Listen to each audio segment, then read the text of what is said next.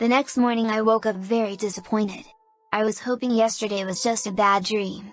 My mom, dad, Mr. and Mrs. Casimir were already all awake. The other kids were still sleeping. It was 7 o'clock in the morning. Mrs. Casimir came up to me and said, "Good morning, you better get dressed and eat your breakfast. I made scrambled eggs your favorite."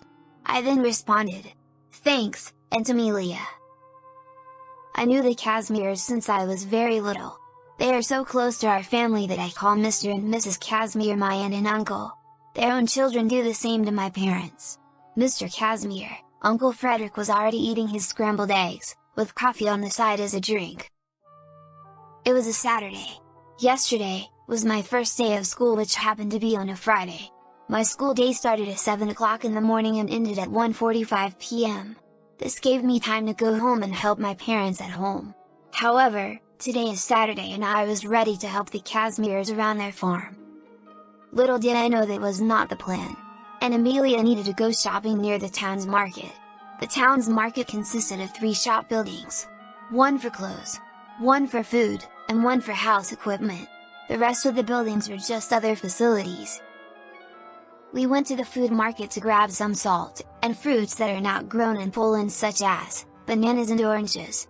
The building was one room, and the area of the stores was similar in size of the kitchen of the house I am staying in. When we went to the store, I saw something shocking on the door. It had a piece of paper on it with the Nazi swastika on it. The message was written in German at the top and Polish in the bottom. It stated that the store is now only used to supply the German army and the German people. Then on the very bottom it stated, "No Jews," in all caps. I realized that if we wanted food, it must be from our own farms. As we walked through town in hopes of maybe finding a street vendor, we came across a paper stapled to a wooden post. Most of the time there would be an ad, where someone would be looking for a missing dog, or a cat. However, this paper was different than from the other ads. Like the paper on the door of the market, it had a Nazi swastika on it. This time the paper was all in Polish. There was also some set of rules. 1. Everyone in Poland are now German subjects. 2.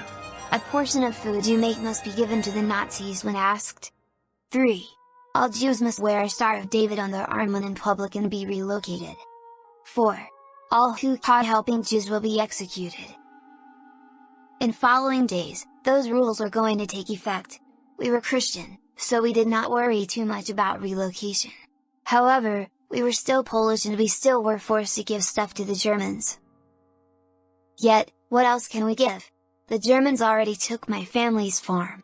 What else can they take? We have nothing. When we arrived home, my aunt told my parents and uncle everything. My dad's and uncle's face turned red. "That's it!" my dad yelled. My uncle added, "I agree. Those Nazis took enough from us, and we need to stand up." "Then what?" my aunt added. She continued, "Those Nazis could kill us if they wanted to." My mom was silent throughout this argument. My dad looked at the barn outside. He said to my uncle, "How much room do you have in there?" My uncle scratched his head and answered, "About 149 square meters. You can fit like 4 horses in there." My dad asked, "Does it have an attic?" My uncle said, "Yes." "Why, where are you going with this?" My father is a man of mystery. He would ask questions that would seem off topic now, but surprisingly will become crucial for some time in the future. Sometimes he would not even know about it himself. My dad is like a fortune teller who can only see partially into the future. For the rest of that day, they were all looking ways to resist the Nazis, but also staying alive. On Sunday after church, this discussion continued. However, my aunt felt like there was no point in joining the discussion this time. Also, on Sunday we saw more regulations placed on the Jewish population. They were only allowed to have a certain amount of money. They couldn't take part in political events. They needed to take off their hat when a German walked by. They couldn't walk on the sidewalk. Also, they are to be segregated from public facilities. At first glance, you would think that this is absurd and so on. Monday when I went back to school, I noticed that my Jewish math teacher Mr. Moska was missing.